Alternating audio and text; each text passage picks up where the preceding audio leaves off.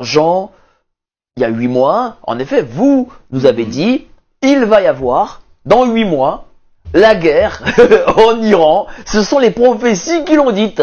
Oui, effectivement. Et c'est ce qui arrivait. Exactement. Et ça, c'est annoncé. Hein, c'est pas. Il faut bien comprendre que le prophète n'a rien à voir avec un devin ou un astrologue. Le prophète ne fait qu'entendre et répéter ce qu'il entend. Le surnaturel communique avec lui. Le devin, c'est autre chose, c'est humain. L'astrologue, c'est pareil. Par contre, l'Église nous dit bien dans les Écritures, le témoignage de Jésus-Christ, c'est l'esprit de prophétie. Donc, sans les prophètes, il n'y a pas d'évangile, parce que tout a été. L'Église est fondée sur les apôtres et sur les prophètes. Le début commence effectivement par une étincelle sur l'Orient, et c'est l'Iran, la Perse. Hein, quand vous entendrez de mauvaises nouvelles venant de Perse, d'Angleterre et de Jérusalem, ce sera le début du conflit. Nous rentrons dans un conflit qui, en ce moment, et n'est pas encore perceptible comme la Troisième Guerre mondiale, mais qui va s'étendre. Voilà ce que disait une révélation du 23 novembre 2005 à Déborah, qui est une mystique italienne que je connais depuis 1993. Un grave conflit commencera avant la guerre terrible et infernale, et ici, dans le détroit d'Ormuz, se produira un nouveau Tchernobyl 100 fois plus puissant. Attendez, ici, dans le détroit d'Ormuz.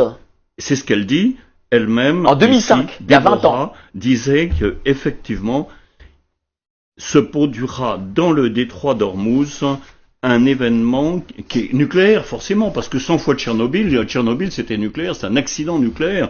Et là, il est clair qu'il nous est dit, l'islam se préparera à envahir l'Occident peu après, et je vois de nombreux frères dans la douleur et le sang. Tous les Balkans plongeront dans une nouvelle crise, et dans ces territoires, il y aura plusieurs assassinats de dirigeants, de généralissimes, qui sont venus ici pour consolider leurs desseins. Peu après, le pire se produira. Là, effectivement, l'Amérique veut paraître une forteresse imprenable, mais elle va reculer. Et tout son territoire ensuite sera bombardé. Mais plus tard, quand vous verrez Manhattan disparaître, ça c'est la vengeance de l'Iran, qu'elle a déjà proférée en disant nous vous ferons du mal sur votre territoire. C'est la réserve fédérale. Et Manhattan disparaître, c'est-à-dire New York, une partie de New York. Le quartier de la réserve fédérale, Manhattan.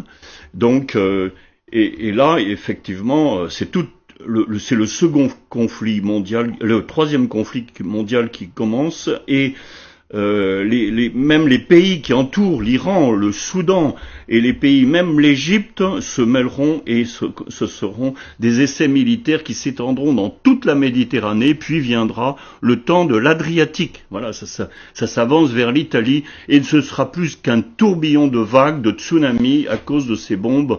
Priez, car la Dame pourra faire de grandes choses. Là, elle nous parle effectivement de l'intervention de Marie médiatrice, dont ils ne veulent pas entendre parler à Rome, Marie co-rédemptrice. Commencez à préparer vos enfants, sinon ils ne comprendront pas ce qui va se passer.